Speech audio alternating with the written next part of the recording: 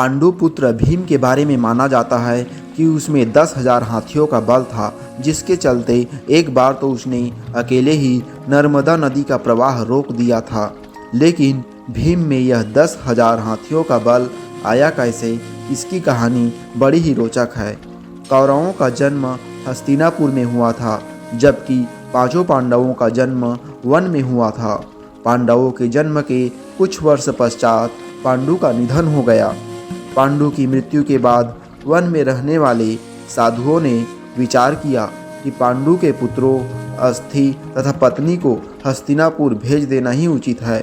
इस प्रकार समस्त ऋषिगण हस्तिनापुर आए और उन्होंने पांडु पुत्रों के जन्म और पांडु की मृत्यु के संबंध में पूरी बात भीष्म, धृतराष्ट्र आदि को बताई।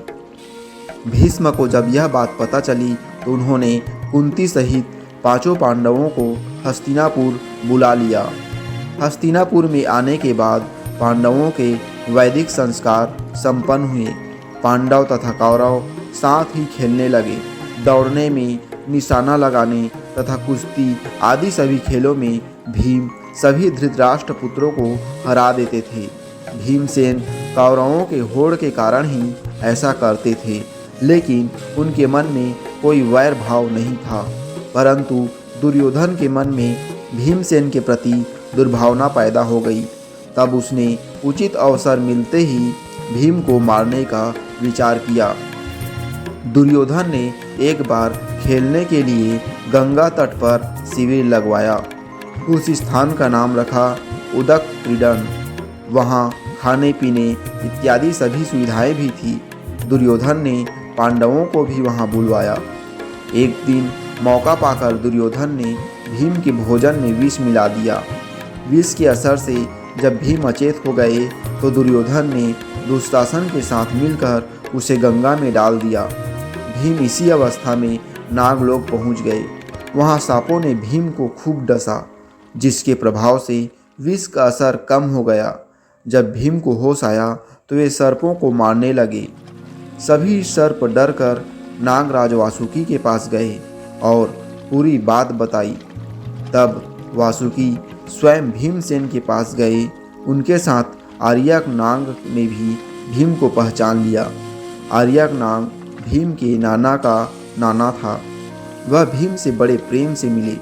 तब आर्यक ने वासुकी से कहा कि भीम को उन कंडों का रस पीने की आज्ञा दी जाए जिनमें हजारों हाथियों का बल है। वासुकी ने इसकी स्वीकृति दे दी। तब भीम 8 कुंड पीकर एक दिव्य सैया पर सो गए।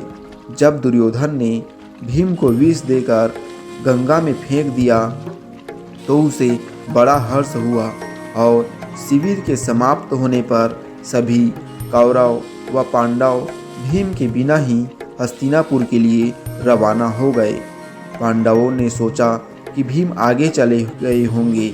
जब सभी हस्तिनापुर पहुँचे तो युधिष्ठिर से माता कुंती ने भीम के बारे में पूछा।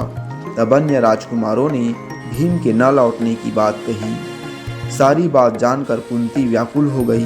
तब उन्होंने विदुर को बुलाया और भीम को ढूंढने के लिए कहा।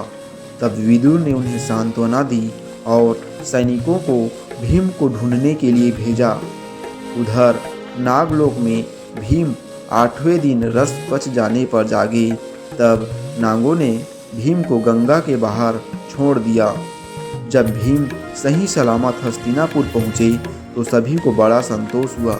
तब भीम ने माता कुंती व अपने भाइयों के सामने दुर्योधन द्वारा विष देकर गंगा में फेंकने तथा नागलोक में क्या क्या हुआ यह सब बताया। युधिष्ठिर ने भीम से यह बात किसी और को नहीं बताने के लिए कहा।